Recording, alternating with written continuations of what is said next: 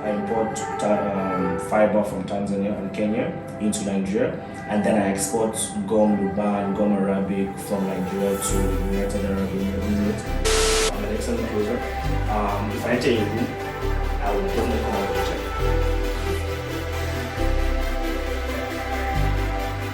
Hey, welcome to the Budapest Serial Chillers edition number 3. And today is a very, very special edition. Today we're having a very honored person here. He's all the way from Nigeria. I'll give him the honors to introduce himself. Thanks, man. I really appreciate doing this. My name is Prince Nathan. Like you said, I'm from Nigeria.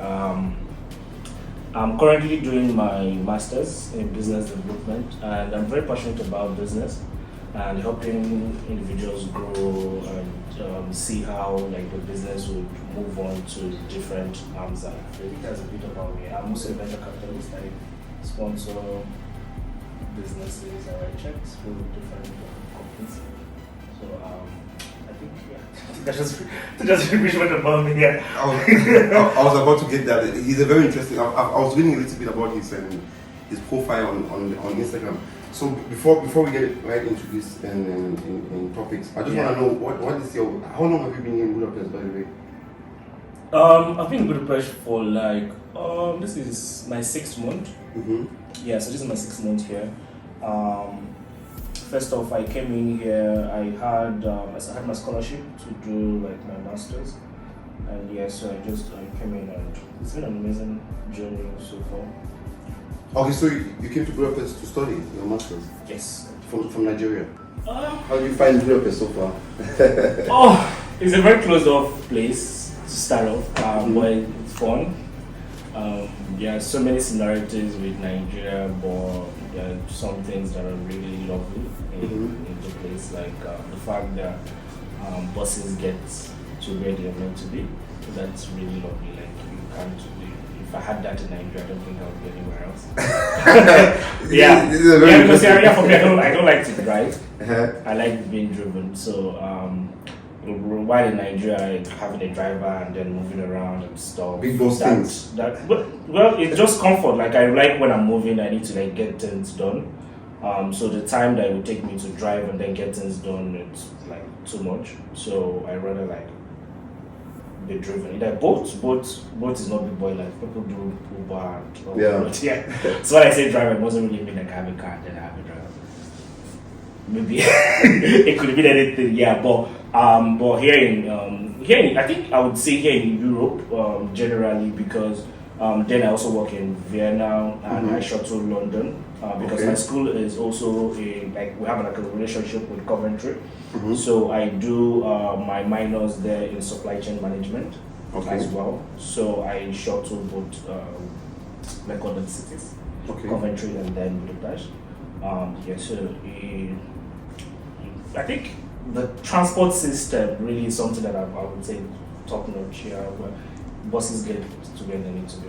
Yeah, that's one thing. I think Europe is very, very organized in terms of transportation and all that. And you're studying what again?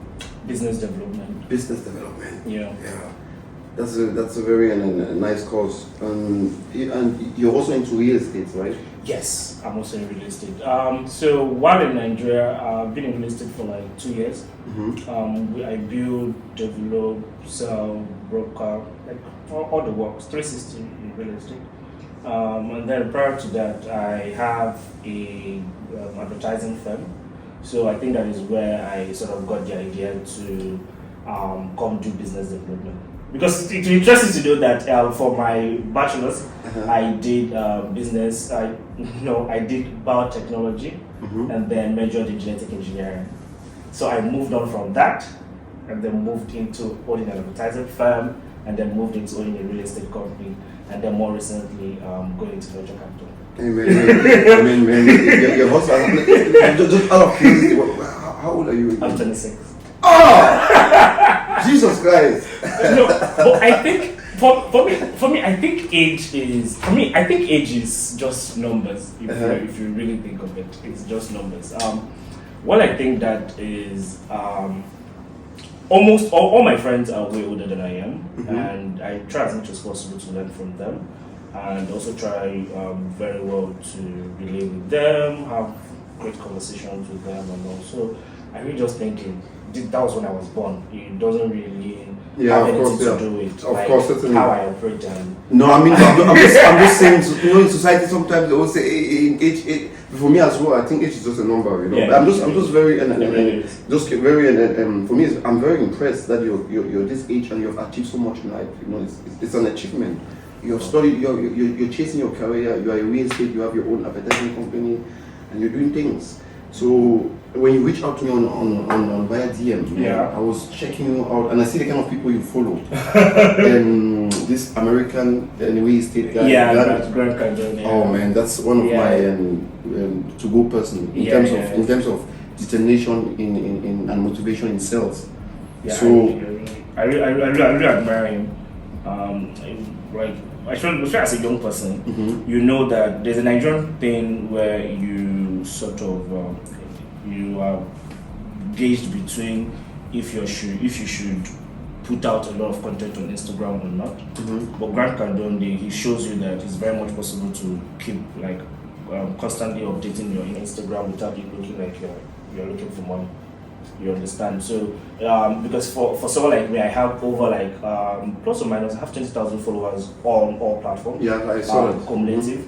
And then I always wonder if I should have more flair, more branding, do a bit of maybe when I'm flying, only just pictures like that, and not like everyday struggles with stuff. So when I follow individuals like that, it just makes me understand that you can really just keep putting out content, giving people offer, and give them what will be what they are wow. Okay. Basically, yeah. So for someone like me, if I want to get into real estate, what are the tips you can give to me? What are the things that I should know? So real estate, it depends. So let's say for the Nigerian scene where I play a large role in, I would say first off you need to understand the market, because people buy from people they trust.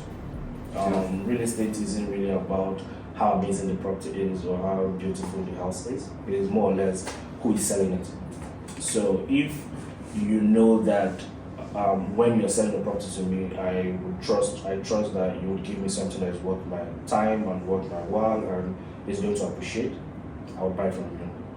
So that when you are able to understand that and you understand that, okay, fine, I want to go into real estate, I need to build my person first.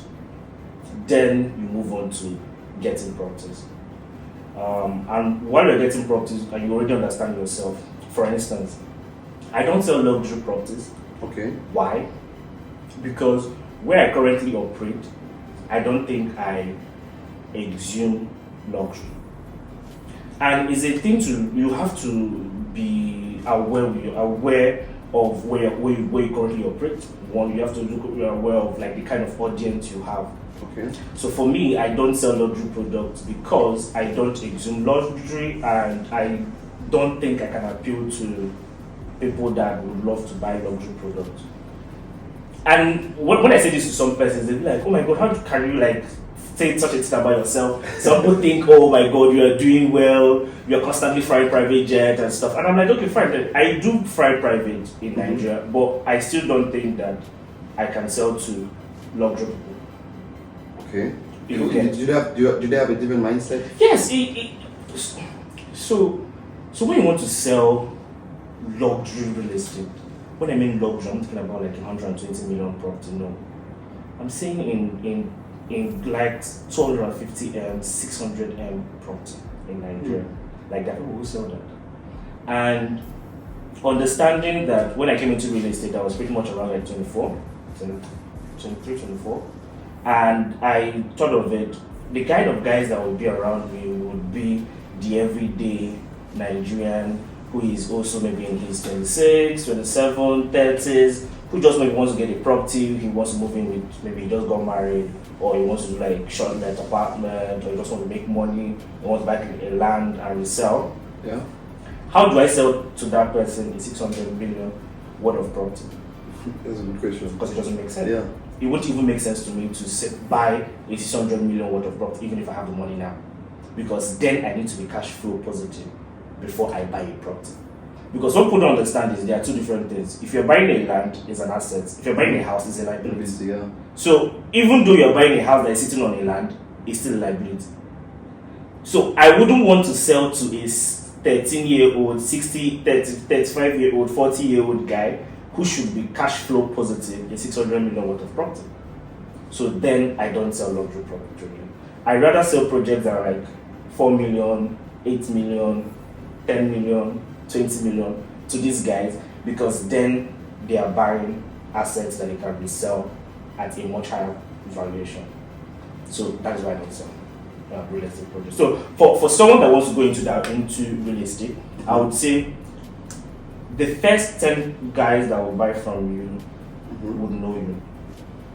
There's no, even if you like go out there do marketing and stuff, the first 10 guys that will buy from you from experience, they will know you. Either they follow you on Instagram or they follow you on any of the social media platforms, or they're your friends. You guys go to secondary school together or went to university or whatever the case may be. So they would follow you. Yeah. Now, do the people that currently follow you, do you think they have 200 million naira sitting around to buy a property? Then sell projects or properties that would attain to the kind of audience that you currently have. Then when you have that sorted, you can move on to other levels. Maybe say 5 years from now, I might be selling luxury products. Because then I would assume that my audience would have also leveled up as I'm leveling up. Then they have more assets, they have more cash flow, and they're able to buy projects that are like 100 million. Okay. Yeah, so it makes sense that as I'm growing, you're growing with me. You understand? So yeah, so that's just, not that if someone wants a 300 million project, please, if you want a 300 million project, you can still hit me up. But what I'm saying is, yeah, if you want a 300 million project, please do it. But I'm just saying I have like my target audience. These are the kind of people that I want to reach out to. Those that want to buy projects that they want to put in for Airbnb, short-let, a young couple just wanted to move into like 2-bedroom apartment so I don't pay rent, then it's an asset. So if you're moving into your own home that you don't pay rent, it's an asset. Okay. If you see it this way. Yeah, that's true. It's an asset. Yeah. It's because you don't get to pay recurring rent. Then you've gotten your project. You've gotten your property, you're in your own home, no need to pay rent. Then you can move all those extra funds that you have used to for paying rent into other things. Yeah, but just to get back to your question, if you're looking to come into the real estate space and you're in Nigeria, first understand yourself. Okay. Who would buy from me? Secondly, define your audience. When you define your audience, you can then define the kind of properties you would sell, and sell, market, show up on TikTok, show up on Instagram, show up on networking platforms, show up on events, go out. Your buyer will not come and knock on your door. You have to really like go out there and sell. So how do you conduct your business right now? Because you're based in Budapest, but you sell mainly in Nigeria. Yes. So how do? You do it virtually or? Yeah, so thanks to technology, I do virtual tours for some of my clients. Like we have like WhatsApp virtual calls, we have like Zoom virtual calls, like where I have a client and then I tend to explain how the project is, where the project is at and all. And I'm big on collaboration. So I have other developers that I also sell their projects. So I refer my clients to them, and then those developers or those companies take them for site inspection. But just going back to what I said, that I'm more of an investment advisor for real estate. So people come to me not because they don't know where else to buy the project, but because they are looking for clarity on what they should get. Okay. So my clients come to me because they say, oh, I have 10 million, I have 20 million, I want to buy a project. Where should I buy it? At what time can I sell it? Okay. So those are usually the bulk of clients that I get. And I can do these calls on Zoom, I can do it anywhere in the world. So yeah, pretty much. And then I have an office in Abuja where I have like over 12 staff. So they do the running around, they run around and stuff when I'm not needed. But for me, I'm really more like the investment guy. So if you're thinking, oh, where can I invest this money in real estate? And maybe we'll get to it later on my venture capital side of things now, where I now get people invested in different commodities aside from this.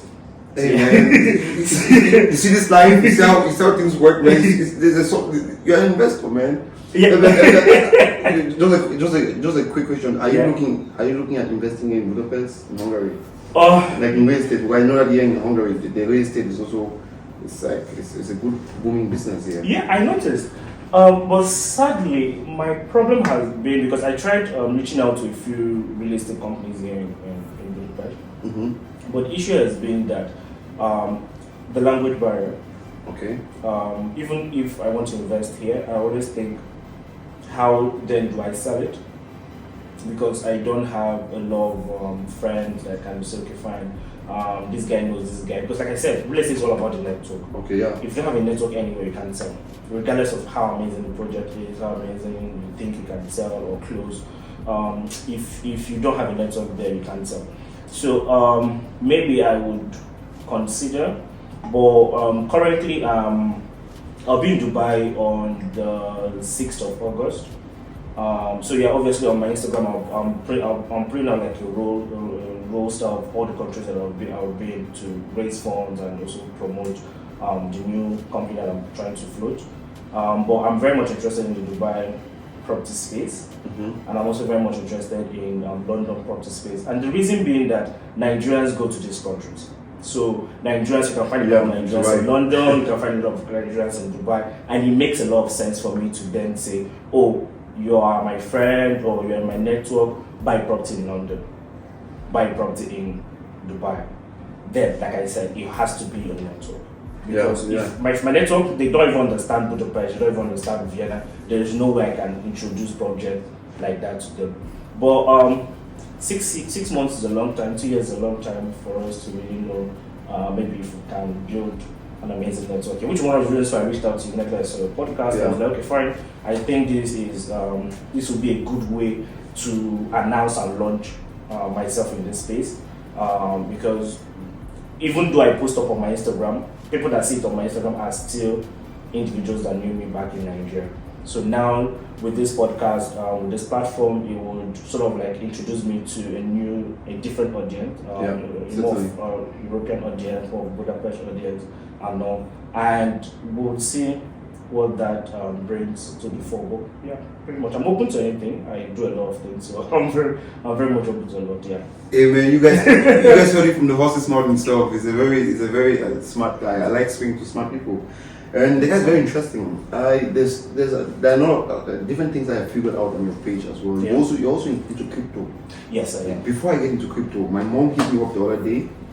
You know, my mom, she's quite of age, not that old, but she's quite of age. She's like, she hit me up and said, "Hey, my son, man, someone hit me up on WhatsApp and was trying to get me into bitcoins." Yeah. And I was very busy at the moment. I told my mom that, see, just give me a minute. I don't know. She said, try to explain to me what is bitcoins. What is bitcoins? So I just want you to explain to the people out there, especially in Africa, like to our mothers, our aunties, in a layman explanation, what is Bitcoin? It's because everyone is getting into Bitcoin. Okay. Crypto. So yeah, for layman, I think I speak layman most times. I really like to speak layman because I sell to the layman every day. So I speak to layman. So if you are there and you are thinking, okay, fine, how can I invest in Bitcoin? What is Bitcoin really? Think before Naira, dollar, euro came about, people did trade by barter. Yeah. So if I had yam, I would give you yam and then you give me carry. Yeah. Or you give me something else. So it was trade by barter. And then at some point they introduced the legal tender, which is the notes that we have here. In fact, coins were introduced first and then notes came.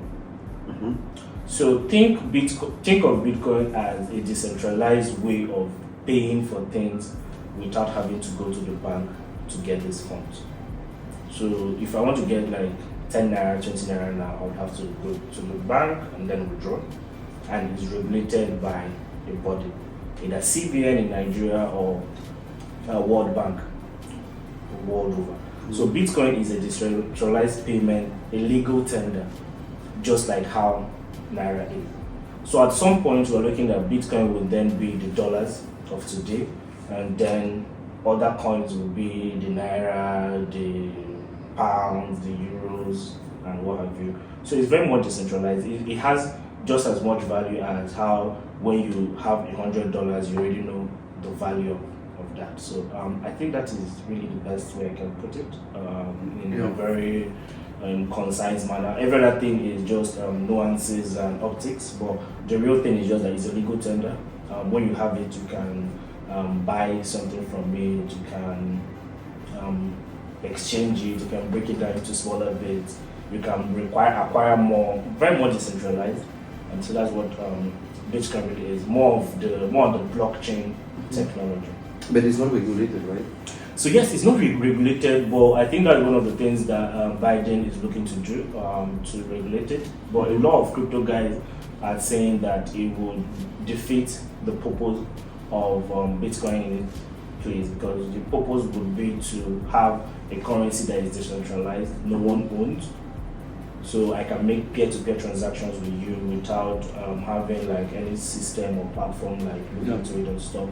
But it's still very much up for debate. A lot of persons are also saying that would create fraud, people hacking your wallet and stuff. But yeah, it's been happening already. Yeah, it's already happening. So for me, I try as much as possible to be on the know of everything that's happening. So it's not necessarily like I'm so much invested in the crypto space. I have like a few coins. I have like the USDT, the Bitcoins and stuff, like just so to be very much aware of where things are headed, and so that I'm there. And when you think of we, the younger generation of quote unquote, you would say that we still have like say 20-30 years for this to materialize, and I'll still be very much on my game by then. So I wouldn't want to be the guys that your kids will ask, well, what were you doing? What others are buying Bitcoin? What were you really doing? Exactly. What others are buying Bitcoin? So I would want to still be on the know where is it headed. Like I took a hit last week. Luna. This coin really crashed. I took a big hit. Because I was also invested in that, and then it didn't really do well. So all those things are things that will definitely keep coming up. They will keep coming up because it's a new system. People are trying to fraudsters will be there, the good ones will be there. Projects that are not worth it will be there. You invest, you lose money, and not. Excuse me. So but that's it. The reason why I was asking you is because, you know, in to be honest with you, Bitcoin is very technical. And it's a very technical thing. And for our parents that are not so technical advanced, it's very difficult for them to get into it. And people reach out to them and say, I'm a Bitcoin investor, trader. So you give me the money, I trade for you. So it's very they are very skeptical because they don't know. So sometimes some of them give their money to these people and they never hear any word from them. So that's why I was asking you. So I think this message is also gonna be conveyed to them. We've been speaking about business a lot, man. I see. When it comes to business, you're very, very organized. You're very, very set. But I think for me, like it really has to be worthwhile. Because I don't do a lot of things, not by choice, but just by the way I'm set up. It's your passion, right? Yeah. It's my passion. It's my passion. Like so business is this is the only thing that can get me like to leave my house and come out to anywhere. I don't club, so like I have a very boring set of service life. No, I won't say that. I mean, apart from business, what do you do for fun? There must be something you do. So right now I'm trying to develop like fun things, because I realized that I'm a very boring person. Like not to other people's standard, but for me I feel like I'm very boring. Why do I say this? So my girlfriend asked me at some point, so let's go bike riding. And then what I asked her, what is bike riding going to do for me at this point? I need to really sleep.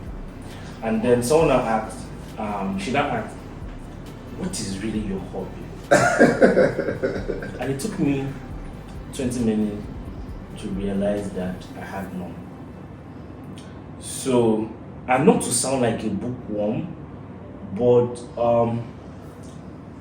I just like to read my book and sleep. Okay. So if it's not making me money, I need to sleep. You don't watch movies? You never go to the cinema? No.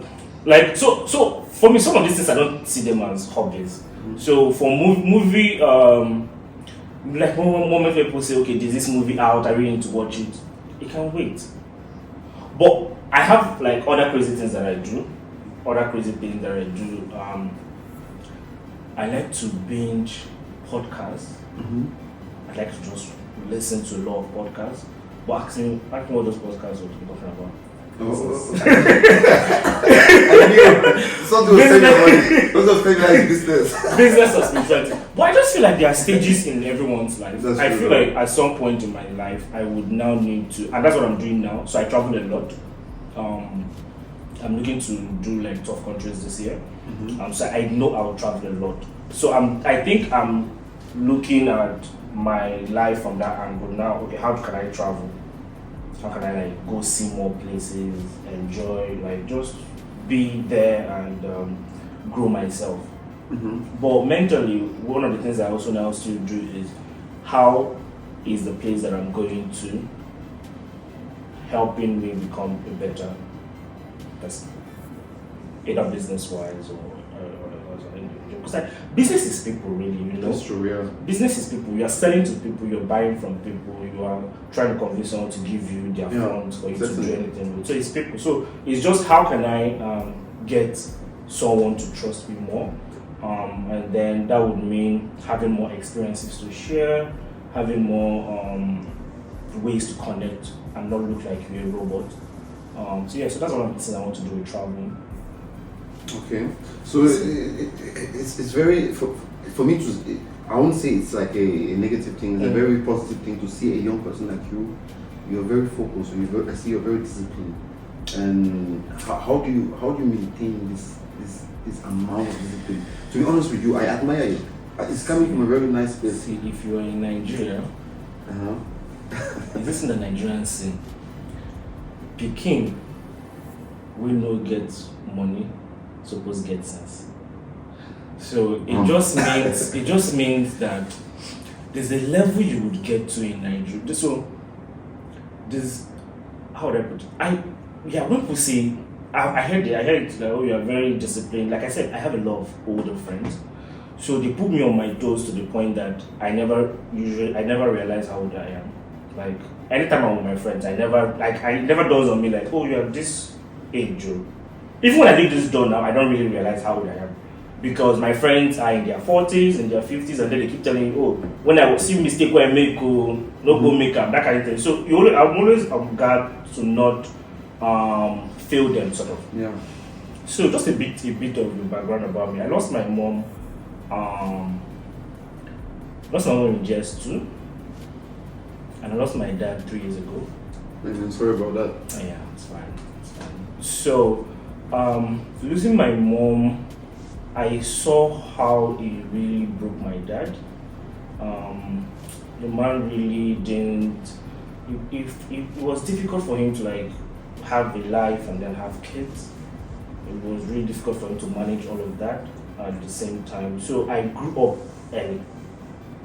At the time, I realized that it was difficult for him to not take care of us. Not necessarily like cash or anything, but there are some things that women really bring to the house. Like they take care, they take you to school and all whatnot.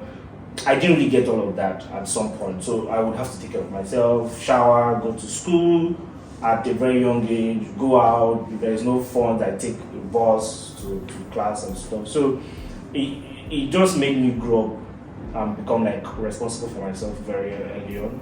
Very early, I became very responsible for myself. And just before you continue, you have siblings? Yeah, so no, I just have one elder brother. Okay. So at the time, he was also in boarding school. So I would have to wake up myself, shower, go to school, come back, eat. My dad would like be in his law firm and So, but he's an amazing dad. Before he died, God rest his soul, he's an amazing dad. But I think those are some of the things that really shaped who I am. I started thinking that responsibility is not an age thing. It's a situation of you need to take care of yourself to get to where you need to be. Yeah. So at that time, I now like started like I feel like that's where all of this came about. And going back to pikin wey no get money go get sense also means that I can now not have 10K. Yeah. I will now go to club and spend down my 10K that I have. It's only 10K that I have. I need to do what? Hold it. That's true. So over time, I did not now see the reason to go to clubs. So right now, I don't club. That was what they was inviting me to your event and stuff. And I was not sure. I would not because I don't club. You get so, and people think this boy is a good or relationship, but because I've gotten to a point where those things no longer matter to me, I don't even try to go there. You get, because in my head I'm like, hey, where are you going to buy the whiskey body from? But you get money, you know. Now, that's what I'm trying to tell you. That's the issue. People need to now understand that we would always budget funds where we think it is very much important. For some people, the kind of life they want to live. So while in Abuja, this my friend, on my birthday, he said, let's do this thing we do in Nigeria where if it's your birthday, a club says, come, let's sponsor the birthday. So they'll put in your name and then they sponsor it for you, and they play music and all that. Whiskeys. Yeah, they give like 1 or 2 bottles because they know that you will bring your friends and then they will spend in that party. It's not something I do. It's not something that I fancy, because I've gotten to that level where now I'm more focused on having recurrent income to a point where I can now say, okay, fine, I need to take out of this to shine, to flange, to enjoy. That is just it. So it's not really a situation of, for me, from where I say it's not a place of, I need to, I'm dedicated, or the way you put it, like planned out and stuff. It's just that, like I said, I have stuff that I need to pay salary. I have other investment opportunities that I'm putting my funds into. Like currently, I import fiber materials from Tanzania and Kenya, and those fiber materials are used for POP. So I import that from Tanzania and I bring it to Nigeria. Okay.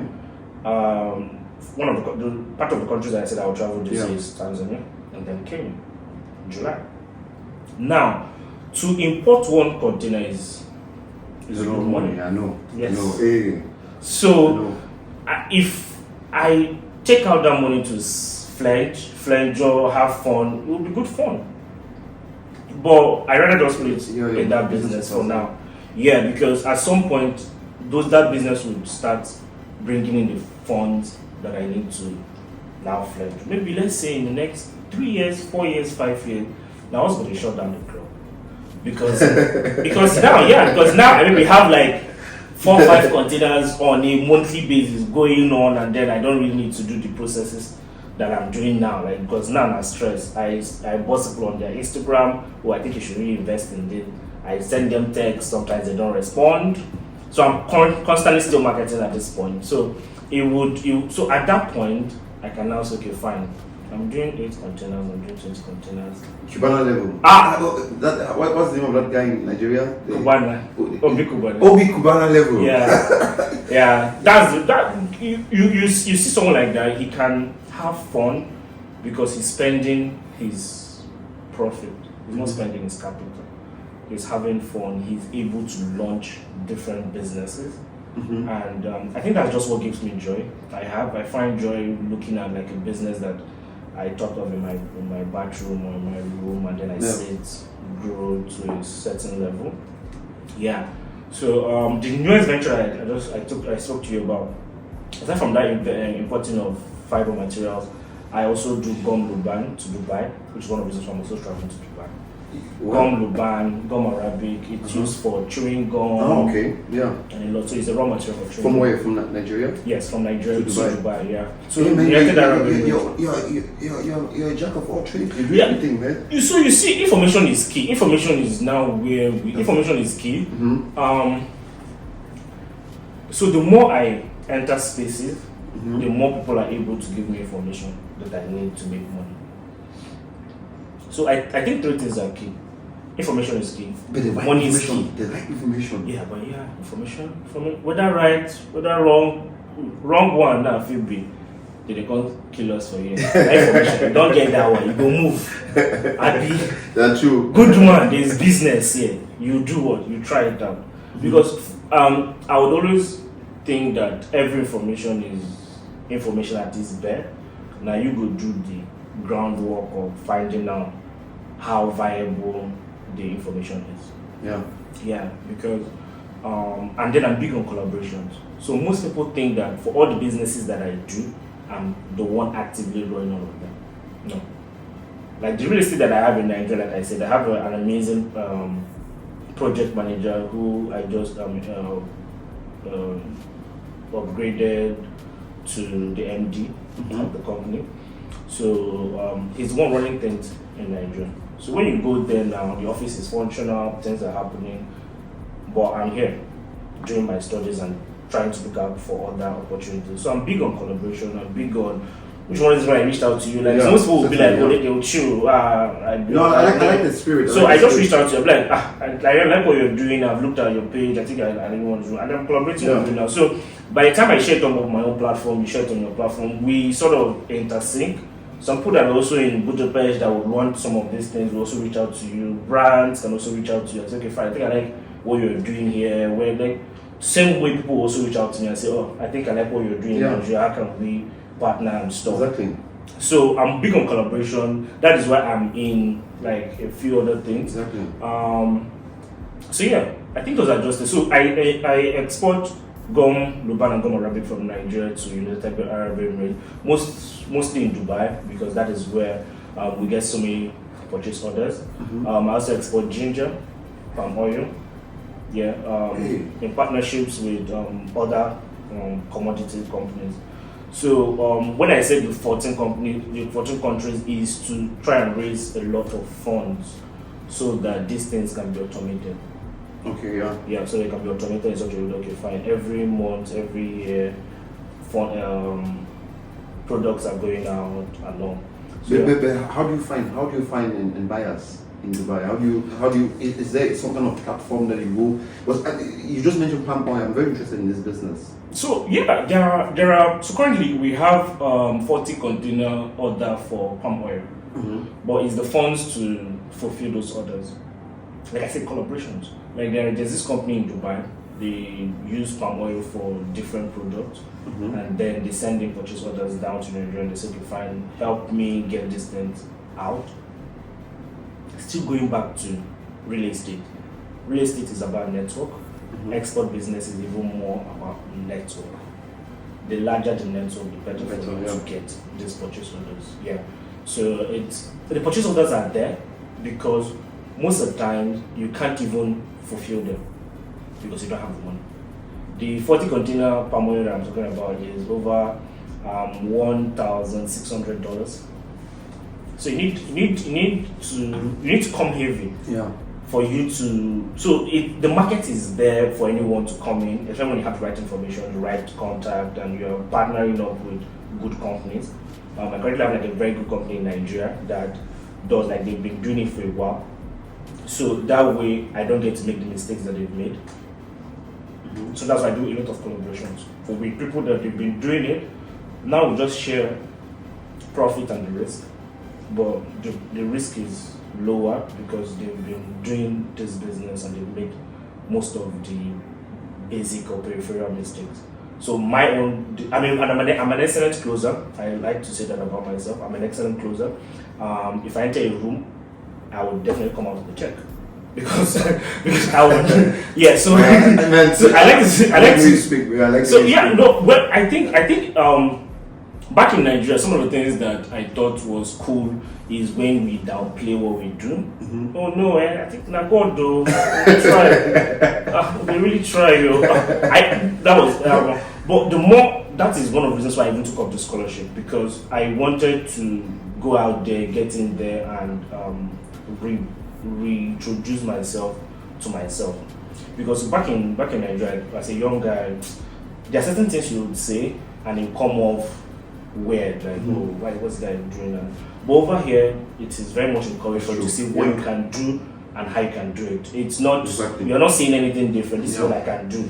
Yeah, so for me, I think I'm an excellent closer. I really go into rooms and I close.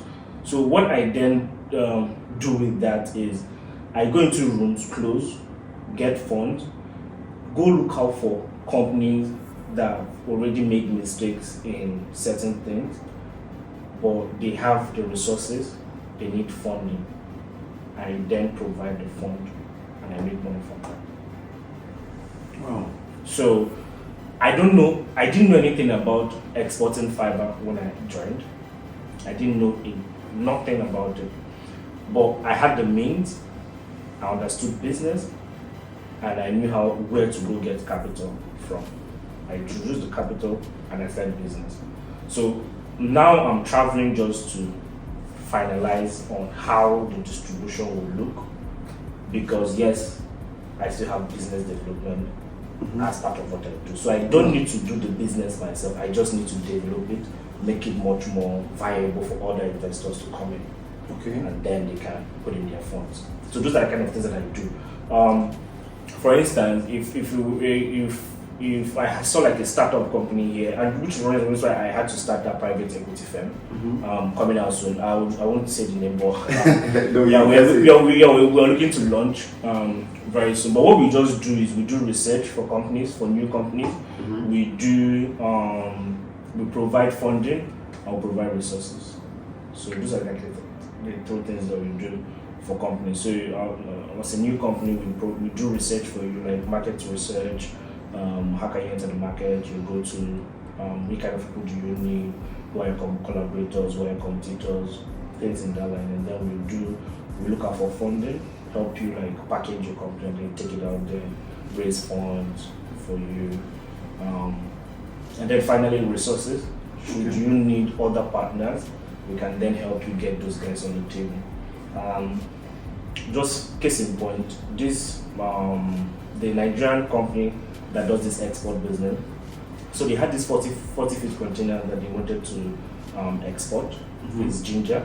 They wanted to export it to the UK. They didn't have the funds, but they had the purchase order. I have another client that has funds, but didn't have purchase order. So what did I do? I linked the guys that have the funds with the guys that have the purchase order, and they're currently doing the deal now, and I get a percentage of it. Yes, I see you're closing deals all the time. So a couple of days you close a real estate. You're doing a giveaway. Yeah. of 3.6 million for and naira. Yeah. That's like how much in euros? That's I don't know. That's 3,600,000 naira. Yeah. That's like in euros is about. And that's like first payment, because he got like a 3-bedroom apartment. So that's his first installment. The project is actually worth on 16.8. Yeah, I saw it. I saw it, man. I was like, it's just. But the thing is, it would interest you to know that I didn't directly make that sale. So, like I said, like it's all about collaboration. Put up systems in such a way that everybody has to share this collaboration. It's great. So what I do is I tell some of my friends that if you're able to get me a client, you get a commission off it. So a friend got me that project, and then he got the first payout I paid to him was 1.6. So from that deal I got less, but we're having much more conversation. So imagine who the person will come back to when he's looking to buy his next project. Us. So that's how I plan my business. So I try as much as possible. Okay, the profit is good. But you can't, even in real estate, you can't make all the sales directly. So as you are, you can still have like friends in Nigeria that would want to buy a project. Yeah. You bring that deal to me, and say, okay, fine, let's seal this deal. You get your commission 5%, 10%, 8% from that deal. And then you've moved on. Me, I might get like 3% from that deal. Yeah. But it's still good money because I wouldn't have gotten that 3% Yeah. if you didn't bring that deal to me. So those are like the structures that we put on in place to make sure that everybody's having money and moving on. Yeah, man, but to be honest with you, you're a different kind of breed of African person. The reason why I'm saying this is because I've been here for like 8 years, going to 9. Oh wow. And what is killing us here in this Budapest is collaboration. You keep mentioning this word collaboration. Yeah. I've been seeing this for the past last year. Collaboration. We don't collaborate. The people here don't want to collaborate. Yeah. So everyone is just, the collaboration is here in Budapest is very, very myopic. Yeah. But I know that collaboration is very important. Very, very. In terms of business and everything. Very, very. Even whatever you're doing, you need to collaborate with other people. You help me scratch my back, I scratch your back. True. But we suffer here a lot in Budapest. Yeah. Because there are a lot of Africans here, smart guys, but we don't collaborate with one another. No, they minimize these things. Like they look at you like, hey, nah. What can I get from you? I can do better on my own. I can do better on my own, but I think that it's impossible. In business, you need to. Yeah. You need to work with people. So I can't really speak for Budapest to begin with. I think like the first person I tried reaching out to you, we are collaborating. So for me, I think it's to make sure that you're looking at both sides of the coin. So I like to think of everyone as selfish. That is how I approach every business. I approach everyone as very selfish. So when I approach someone, I'm always thinking of what would this person get out of this deal, not what will I get out of the deal. What would this person get out of this deal, just opposing what I will get out of the deal. So before I even go into that conversation, I had already made up my mind that these are things that are non-negotiable that I would get out of this conversation. But when I'm approaching the person, I'm telling the person what he or she would get out of this collaboration. And I think one of the reasons why I would say that I collaborate well. So early on, in 2019, when I had my advertising agency, I still have it, but I can't be 100% in everything that I'm doing. So I took a pause on that side of things. But when I was doing that, I handled a lot of celebrities. So Nigerian celebrities? Yes, so I did a lot of PR for celebrities. I did PR for Chris Okabwe, I did PR for Daniel. I've done a lot of PR. I did set my team. So I did a lot of public relations, either getting them invites, reaching out, doing events, co-producing events and stuff.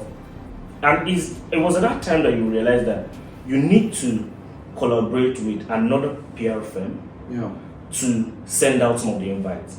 So let's say for an event that we are producing and I need one big star to come in. I need to reach out to the PR guys that would have direct link and not cost me funds. And when I'm going into that partnership, I'm going side by side with, I'm going to give you this because I have it so that you can get me access to this person. So the goal of collaboration is to make sure that you're not the one begging for it alone. You understand? Yeah. So I don't like I said, I can't speak for the Budapest community. I don't really even know if there's a community.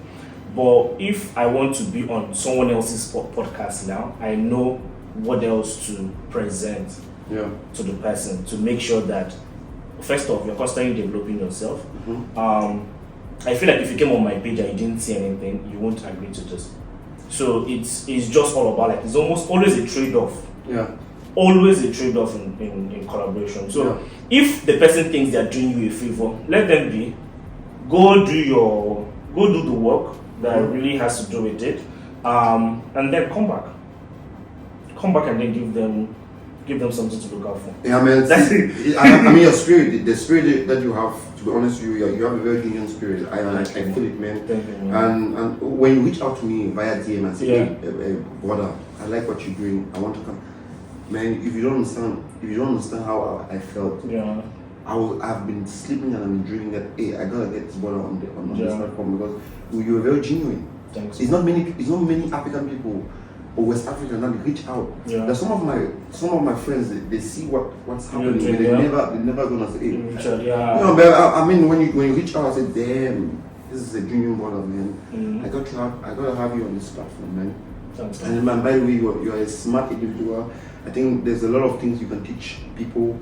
People that are looking to get into real estate from Nigeria. Yeah. I know there are a lot of Nigerian guys that want to get into business and all that. There's a lot we can do together. So we're currently like starting off our capital round. We're raising 1.2 million in rounds. Naira. Dollars. Actually, $1.2 million in round. And if you're looking to now, you don't need to be Nigerian. Really, you don't need to be Nigerian to be anyone. Yes, anyone. So even Cameroonians and Hungarians. Yes, anyone with a dollar. if you have access to dollars, anyone, anywhere, you can, and you're interested in commodities. Like I said, I import fiber from Tanzania and Kenya into Nigeria, and then I export gum Luban, gum Arabic from Nigeria to United Arab Emirates, and then I also export ginger to the UK. So there's a lot you can plug into. You can either plug into the gum side of things, you can plug into whatever, you can plug into fiber, ginger, palm oil, whatever the case may be, you can plug into that and then bring your funds for us to do business. So just reach out to him and then we would have... Better still, and I would like you to drop your Instagram handle. Yeah, okay, so my Instagram should be anywhere here. We're going to... Yeah, so anyway, and then we could have that conversation. But I would also love that you reach out to him because there is also like a referral system there. Like for anyone who brings partners, businesses, they should also have a cut from it. So also reach out to him directly. Oh shit! But if you just want to follow me, just click on the link anywhere here. My Instagram, Twitter, everywhere should be there. And then let's do business. We are also looking out for purchase orders. If you are a company and you are looking to get purchase orders for this ginger or whatever, you just want to sponsor it, let's start a conversation in that regard. Then I'm sure this show needs a sponsor, like a lot of sponsors, like a lot of sponsors. You can be the branded guy here, like let's have products here, and yeah, just do well. And he's doing an amazing job. By the way, I just wanna announce officially we're having this guy, Just Drinks. Yeah. Just Drinks is an official sponsor of our podcast. Yeah. So I want to thank Just Drinks for coming on board. They sponsor all the drinks and they have decided to be part of the Budapest Serial Chillers. Nice. Thank you very much, Just Drinks, man. Thanks, man. Yeah, thanks. And before we end up this podcast, and I just want to thank you for coming. I also have something for you. So, by the way, this is going to be our tradition. We're going to be giving gifts to all our guests. This is how we do it. Yeah, you know. This is how we do it. Budapest Serial Chillers will be giving gifts to all the guests here. I love getting good things. Certainly. So yeah, thanks, man. I really appreciate it. Hey, man, it's been a fun time with Nathan. Yeah. And I hope that this is not going to be the only session. How long are you gonna be here in Budapest, by the way? So I'm here till 2024, but I'm here every 2 months. Mm-hmm. Yes, so 2 months I'm here, then the other 2 months I'm in London. Okay. Yeah. So we're going to have, since it's summer right now, we're going to have a live session. The date is going to be announced where we're going to have a conversation. I'm going to send out the information for everybody that wants to come. Just Drinks is going to sponsor the drinks. Nice. So all of you guys that want to be part of the live session, we're going to be taking Q&As. So stay tuned, man. I want to thank you guys for watching this 10th edition of the Budapest Serial Chillers. I want to thank Nathan for coming through to my residence. Thanks, man. It's been a lovely time. Yeah, thanks, man. Nice one. Thank you for that. All right, peace. Bye.